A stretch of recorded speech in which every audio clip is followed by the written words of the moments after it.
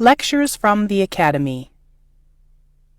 Hi, my name is Chrissy Dawn, and for the next few minutes I am going to share with you a lecture from the Blue Heron Academy entitled The Healing Herbs.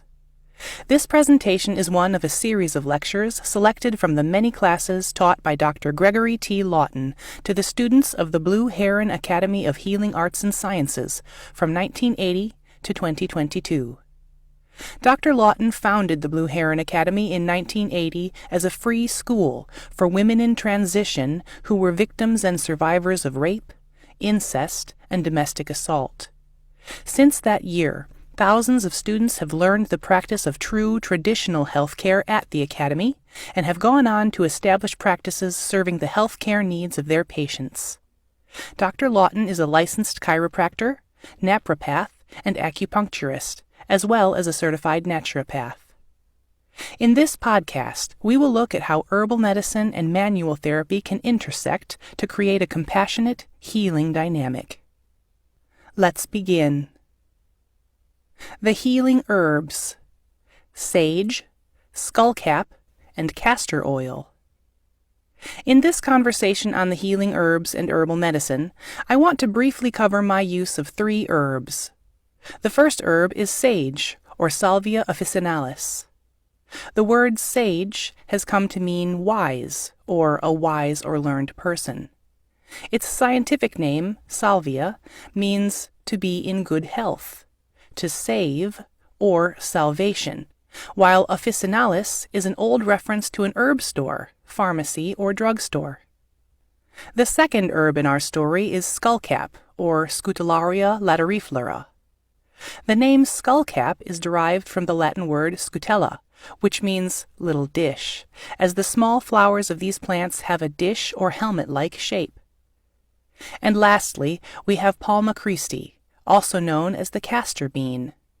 We will talk more about the castor bean and castor oil later in this presentation.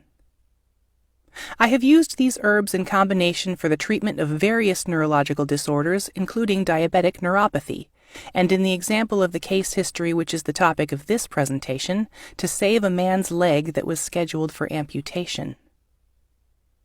Several years ago, a very pleasant, religious, elderly man came to see me professionally.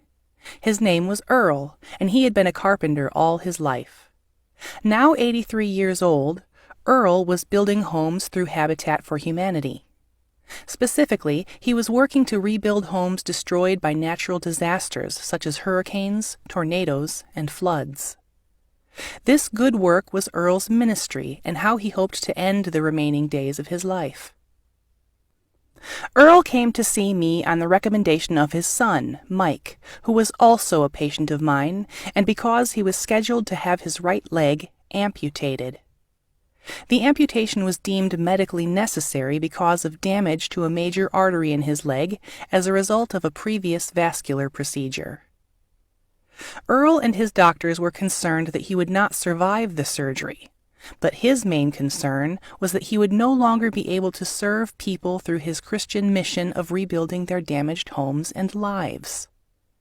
His surgery was scheduled in just 6 weeks, and he admitted to me that he had delayed the surgery longer than his doctors recommended. His fervent request of me was to save his leg so that he could continue his work and mission. How could I not try?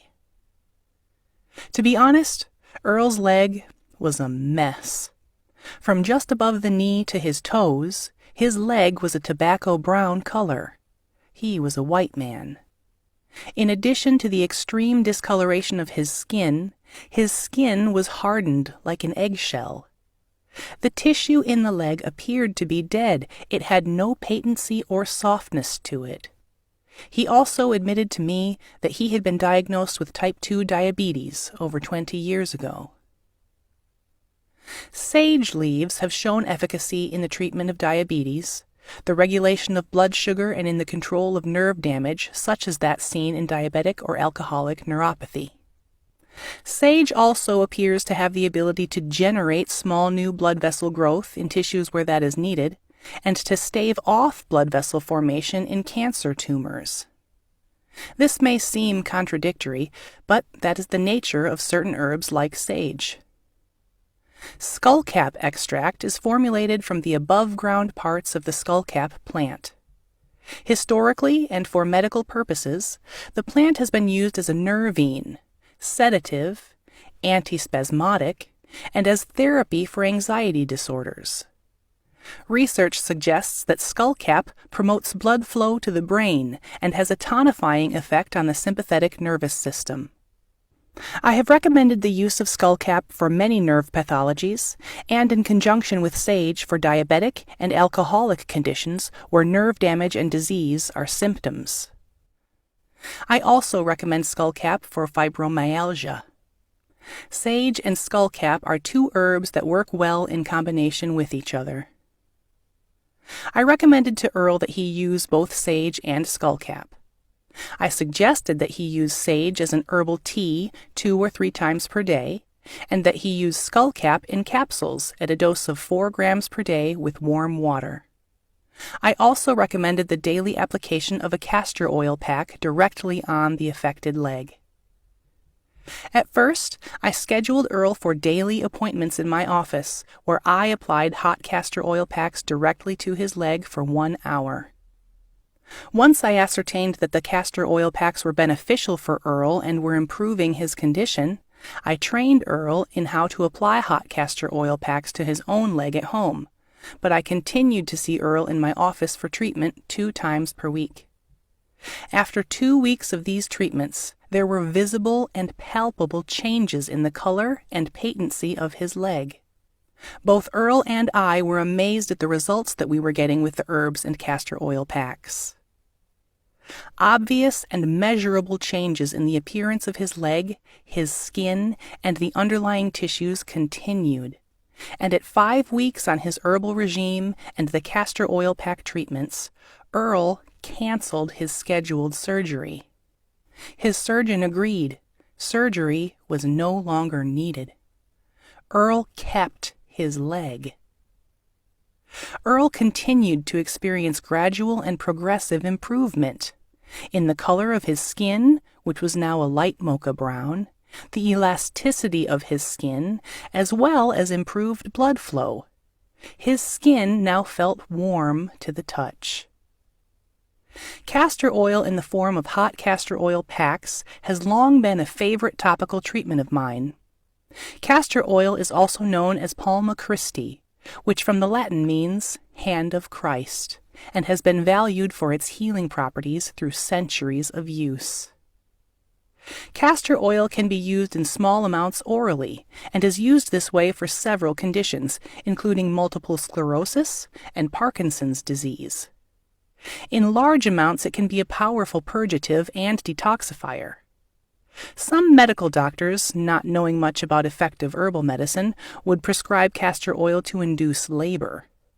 Castor oil causes severe intestinal cramping and can be very uncomfortable and painful, adding to the difficulty of delivering a child. There are far better herbs for this purpose to ease delivery, such as red raspberry leaf tea. I have been very blessed in my training and practice over the last 50 years. I had the good fortune to meet and train with practitioners of natural and herbal medicine who either went to school or practiced in the late 1800s. I have also learned a great deal from patients like Earl, who bring me challenging cases that push the boundaries of my knowledge and abilities. I must admit that I was as amazed as Earl as we watched both the herbs and hot castor oil packs transform the skin and tissue of his leg, reflecting one session on Earl's fervent request of me to save his leg.